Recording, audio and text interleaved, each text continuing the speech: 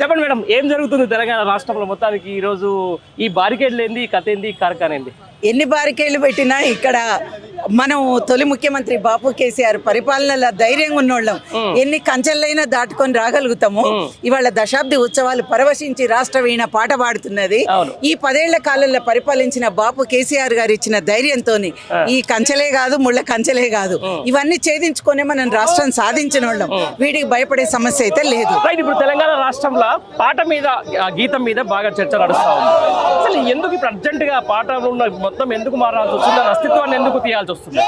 ఒకటి, మొదటి నుంచి కూడా బాపు కేసీఆర్ గారు కూడా ఆ పాటనే తీసుకున్నారు. ఇంతకుముందు తెలంగాణ రాష్ట్ర సమితి నుంచి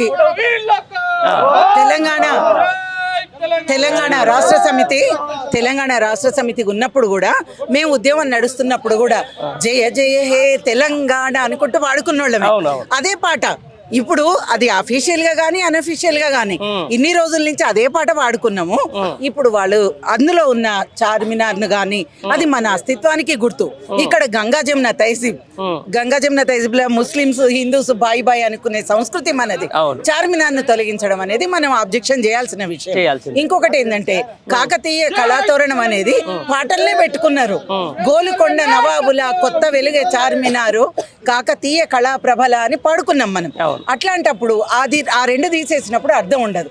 ఆ రెండు నుంచి పాడినప్పుడు పెట్టినప్పుడు అందశ్రీ తెలంగాణ బిడ్డనే, ఆ రాష్ట్ర గీతాన్ని చేయాల్సిందే. చేయడంలో మనం ఏం బాధపడట్లే.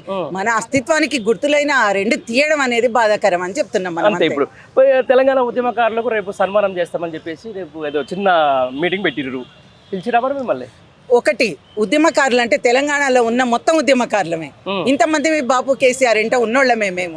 ఉద్యమకారుడు అని ఎవరికి ఒక వ్యక్తిని చెప్పలేము. ఇక్కడ ఈఎంఐ ఉద్యమకారురాలే, ఇంకొకళ్ళు ఆ తమ్ముడు ఉద్యమకారుడే, అన్న ఉద్యమకారుడే.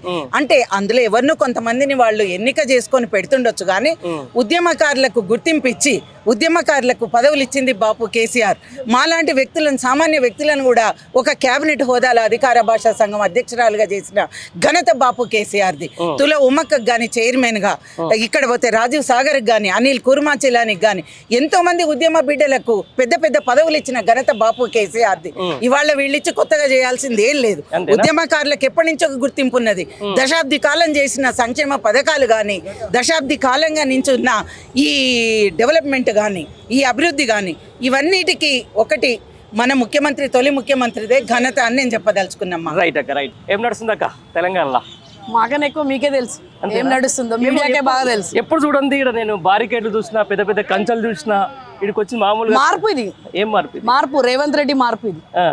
తెలంగాణ వచ్చిన 10 సంవత్సరాల తర్వాత ఉద్యమకారులము మేమందరం ప్రతి ఒక్కరం వచ్చి ఇక్కడ సునాయాసంగా ఇక్కడ వచ్చి మేము తన అమరవీరులకు దండం పెట్టుకునే దగ్గర కూడా రేవంత్ రెడ్డి ఇట్లాంటి కంచెలు వేసిండంటే మార్పు మొదలైంది. కంచెలు తొలగిస్తాం, మొత్తం ప్రజలకు అందుబాటులోకి తీసుకొస్తాం, ప్రజా పాలన చేస్తామని చెప్పేసి వచ్చినటువంటి ప్రభుత్వం ఎందుకు ఈ కంచెలు వేయాల్సి వస్తుంది? ప్రజాపాలన అని చెప్పేసి కంచెలన్నీ తీసేసిండు. అవి కాంగ్రెస్ వేసినాయి కాబట్టి తీసిండు. ఇప్పుడు మళ్ళీ కాంగ్రెస్ ఇక్కడ కంచెలు వేసింది. ఎవరి మీద కక్ష ఎవరి మీద ఏంది? బాపు కేసీఆర్ మీద, తెలంగాణ ప్రజల మీద ఉన్నది. తెలంగాణ ప్రజల మీద ఖచ్చితంగా ఉన్నది. అంతేనా? ఇప్పుడు మీరు కూడా చార్మినార్ ప్రాంతానికి ఓల్డ్ సిటీ బిడ్డవే కదా నువ్వు. ఇప్పుడు మొన్నటిదాకా అధికారిక చిహ్నంలో చార్మినార్ ఉండే, ఇంకా ఉంటుందో తెలీదు. ఉండదనే దానికి చేయి పెట్టేటోడు మొగోడు లేడు, పుట్టడు. చార్మినార్ 400 సంవత్సరాల 50 సంవత్సరాల చరిత్ర ఉన్నది. దాన్ని తీసేస్తా అంటాడు మరి. తీసేస్తా అనేటోడే గాయమైపోతాడు, వాడే ఉండడు. అంతేనా? అంతే. అట్లెట్లా అంటే ఆయన ఇష్టం ఉన్నట్టు చేయడం అంటే కాదు కదా. ఆయన 450 సంవత్సరాల తర్వాత బాపు కేసీఆర్ తెలంగాణ వచ్చిన తర్వాత గంగా జమున తహజీబ్ తీసుకొని వచ్చిండు. ఆ చార్మినార్ అంటే దానికి అర్థం అనేదే తెలియదు రేవంత్ రెడ్డికి. అది తెలిసి ఉంటే మాత్రం అది తీస్తాను అనేది కాకుండా ఈ రోజు కాకతీయ తోరణం కూడా తీస్తా అనేది ఆయన ఆంధ్రాలో నుంచి పుట్టుకొచ్చినోడు కాబట్టి ఈ రోజు మళ్ళీ ఆంధ్ర చేతులలో గులాంగిరి చేస్తున్నాడు. ఢిల్లీకి గులాంగిరి అయిపోయింది, ఇప్పుడు ఆంధ్ర గులాంగిరి మళ్ళీ చేస్తున్నాడు. చంద్రబాబు నాయుడుతో తీసుకొని పోతున్నాడు కాబట్టి ఈ రోజు కేసీఆర్ బాబు ఏం చేసిండో దాని విరుద్ధంగా చేస్తా అంటుండు. మార్పు అదే ఆయన. అంతేనా? మార్పు ఏం లేదు. ఓ వైపు ప్రజలు మాకు కరెంట్ రావట్లేదు, విత్తనాలు దొరకట్లేదు, అక్కలు పెడుతుంటాయి. ఈడేమో ఈడ సినిమా తీస్తున్నాడు. ఈడ సినిమా ఆయన అదే కదా, ప్రజలను వేరే దారి మరలిస్తున్నాడు.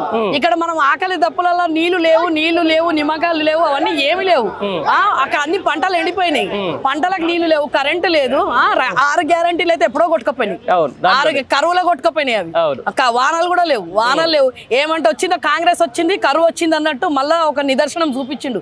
కాంగ్రెస్ వచ్చిన తర్వాత ఎట్లా ఉంటుందో మళ్ళా ప్రజలకు అందరికి చూపించిండు. కాబట్టి ఈ రోజు మంచిగున్న దాంట్లో ప్రభుత్వంలో 10 సంవత్సరాలు అందరం ప్రతి ఒక్కరు ఎట్లా అంటే రామరాజ్యంలో ఉంటుంటే ఇప్పుడు రావణ రాజ్యం స్టార్ట్ అయింది అంతే. మరి ఎట్లా ప్రజలు ఏమంటారు మరి ప్రజల వల్ల తీర్పు ఇప్పుడు అయిపోతుంది కదా. ఎంపీ తర్వాత చూడండి ఏముంటది.